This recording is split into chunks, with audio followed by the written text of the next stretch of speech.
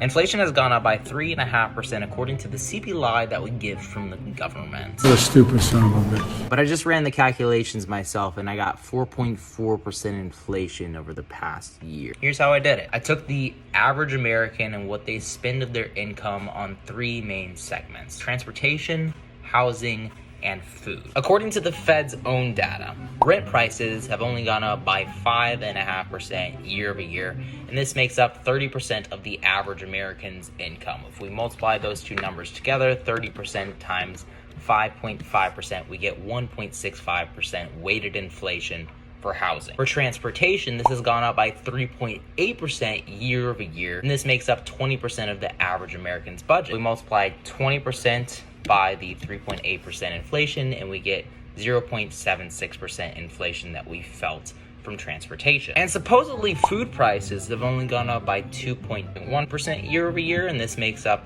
10% of the average American's income. We multiply that 10% by 2.1%, and we get 0.21% inflation that we felt for food. So we add all these inflation numbers together: 1.65% from housing, 0.76% from transportation, and 0.21% from food. We get 2.62% inflation, but keep in mind this doesn't make up our entire budget.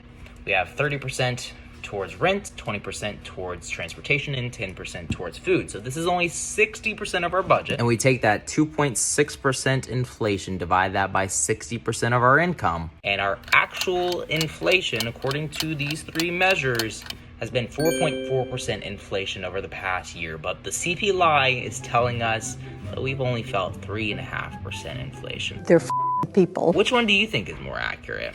And how would you calculate inflation?